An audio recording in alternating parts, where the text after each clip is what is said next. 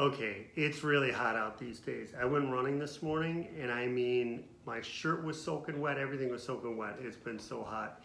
But also kind of refreshing too. So I wanted to talk today about a couple things. I wanted to talk about minimum wage because certainly that could impact people in this class, what's happening with minimum wage in the state of Illinois. And then I also wanted to talk about how precincts work and then jury duty too.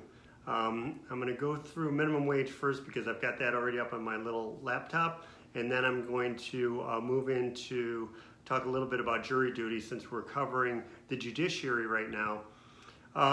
And then just to get out of the way real quick, so this week our term paper is due, like a 3-page term paper. So there should be a link in Blackboard for where to post that.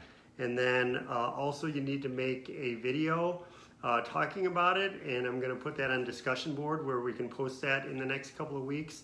And then also next week is the midterm, and that'll be released on Monday, and then you'll have like all week at some point to take it. It'll be you'll have 90 minutes to take it, 75 multiple choice questions. And then also we're going to have that call with Tara Costa Howard on Tuesday at 10 a.m., which she's going to give me the Zoom information. So I got to ask her if she can give that to me. All right, so minimum wage. And certainly this is going to impact some people in this class, right? I mean, some people are working in these types of jobs. And so starting tomorrow, July 1st, in Illinois, minimum wage goes to $10 an hour. So if you live in Illinois, you're going to make at least $10 an hour unless you're under 18 in a job. And then in actuality, it's going to slowly go up until 2025 when it gets to $15 an hour. Which, don't get me wrong, the minimum wage had been stuck at a very low rate for a long time. It had been at $8.25 for a long time. And I even talked about how we had that referendum a few years ago in the state of Illinois, and the voters in the state voted to increase the minimum wage. But then we elected a governor who didn't want to do it, so it never got done. And then in addition to that, we've also got changes in the city because the city's also passed like their own minimum wage. And their minimum wage goes up to, let's see, I just read this, it's going to $14 an hour for employees where there's more than 21 workers. And at smaller business, it's at $13.50 an hour. So if you're living in Chicago, it's going to be higher. Then in Cook County, it goes up to $13 an hour. So, you know, some of you guys maybe live in Cook County, certainly could be working in Cook County, and you get 13 bucks an hour. And so, like, I was thinking if I were, like, you know, in a minimum wage type of job, I'd maybe go to work at, you know, Jewel in Cook County, or go to work at McDonald's in Cook County, because at least that's now $13 an hour. And so, you know, of course, if it's possible or anything like that. But just interesting to keep track of what's going on with minimum wage. And then, pathetically, the minimum wage in the United States is at $7.25 an hour. The Republicans won't raise it because the Republicans say we don't need to raise the minimum wage because we've already got a system in place to increase wages, because competition will lead to increased wages. Now, many companies across the country have already done that. You know, I think it's Amazon already pays 15 bucks an hour no matter what. A lot of these companies pay like 12 or 15 bucks an hour, and so it's true, the marketplace has addressed it, but there are still some industries and some people are getting paid like $7.25 an hour minimum wage, which certainly isn't even a livable wage any longer. And so if somebody wants to do their term paper on minimum wage, that's a great paper to do. Okay, so I just want to talk about that. And then let's see, on the scale for Illinois, I popped this up. If you're working in like as a bartender or wait staff, something like that, then your minimum wage goes up on July 1st to $6 an hour, and then slowly by 2025 makes it up to $9 an hour. And basically for the next 5 years, it's $1 an hour increase per year on minimum wage in the state of Illinois. Okay, so wanted to talk about that.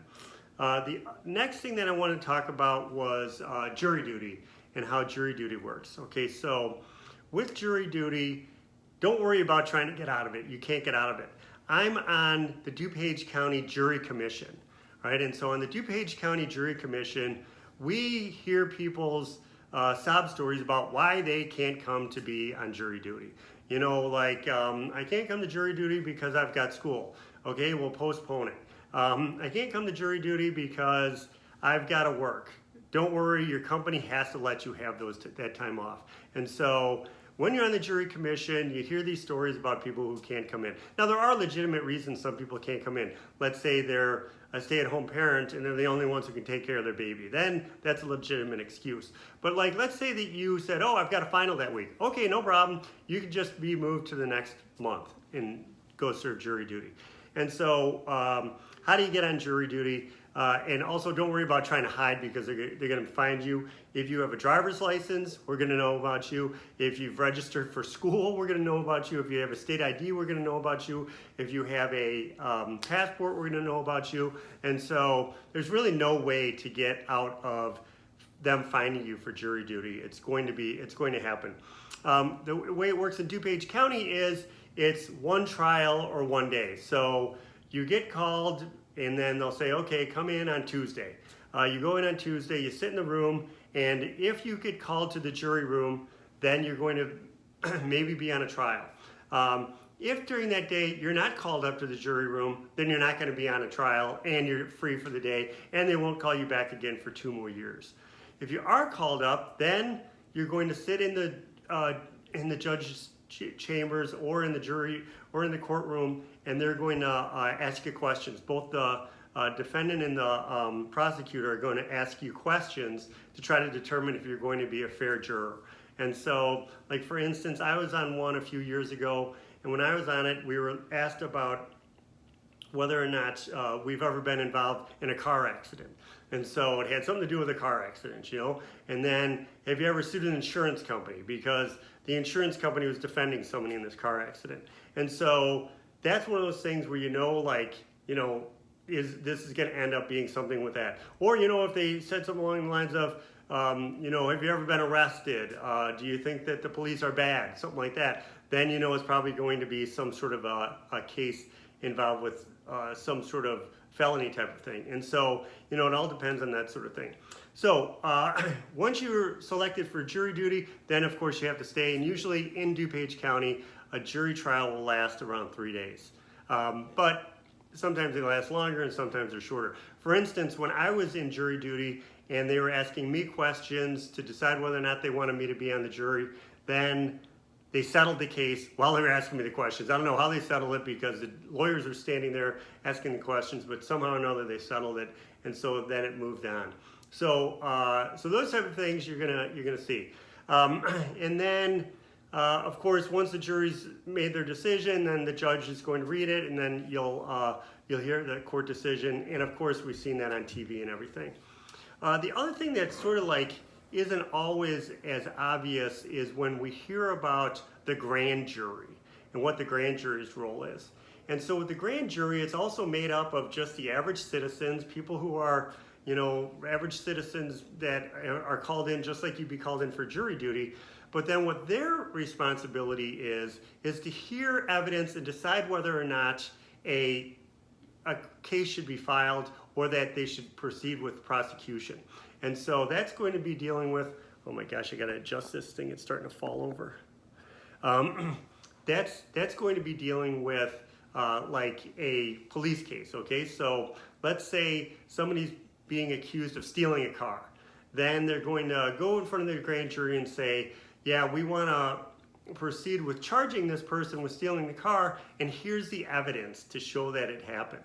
And so, we've got like this dash cam video of this person stealing the car, or we've got video from down the street where they had, some sort of videos that were being played for safety in some way. So then that would be part of what they would present to the grand jury, and then the grand jury would say, yes, there's enough evidence to move forward.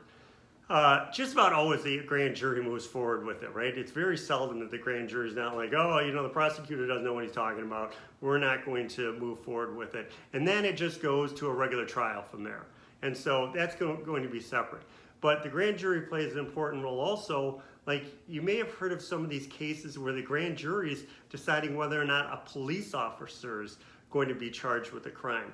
Then they take a lot more time and scrutinize it a lot closer when they're trying to decide whether or not a police officer should be charged with a crime, because then they're saying, well, this police officer did do something wrong, and it warrants going to trial for it. And so then it's kind of taken up a notch. And you might remember the case from St. Louis, Michael Brown, where the grand jury looked at the evidence and decided not to charge the police officer with a crime. And then certainly there was riots and things like that took place there over that. And so that's sort of a different story. Also, there's different levels of juries, and so of course we've got the U.S. District Court, which is going to have federal courts that are, or federal crimes, like let's say money laundering, something like that. And then you've got the Circuit Court in the state of Illinois, and the Circuit Court is where you're going to have like your everyday crimes tried. And so it's also going to include like where you're going to go to traffic court, if there's a divorce, whether or not, there's a crime, felony crime, somebody stole a car, any kind of murder, drugs, any of that kind of stuff, for the most part is going to be done at the circuit court. At the state circuit court, then you can take it to the appeals court in the state of Illinois. And then if you're not satisfied, you can take it to the Supreme Court of the state of Illinois. And remember, I put that map up on our modules that shows that there's those five different districts for the Supreme Court, and there's 3 judges who are elected out of Cook County, and then each one of the other districts gets 1 judge. And so Cook County gets the 3, and those are always Democrats. And then there's other districts that 3 of them are usually Republican, and then the 1 kind of bounces back and forth for who's going to be, that's like the Champaign County area, Peoria, where sometimes it's Democrat, sometimes it's Republican. So the Supreme Court changes back and forth, and in the state of Illinois, they're elected for 10 years. Then if you're not satisfied with the Supreme Court of Illinois, then you can apply to this United States Supreme Court. But you have to go through the process first, right? You can't just be like, I'm going directly to the Supreme Court. You have to take the steps. Same thing in federal court. You have to go to the district level, then you go to the 3-member appeals court, and then you go to the United States Supreme Court. And of course, most of the cases in the United States Supreme Court are not approved or not heard by the Supreme Court.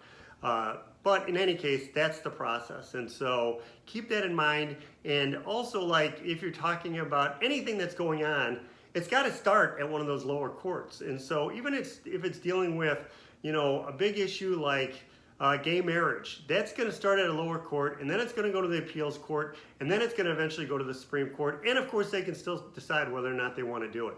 And so that's like one of the big differences that you have to keep in mind.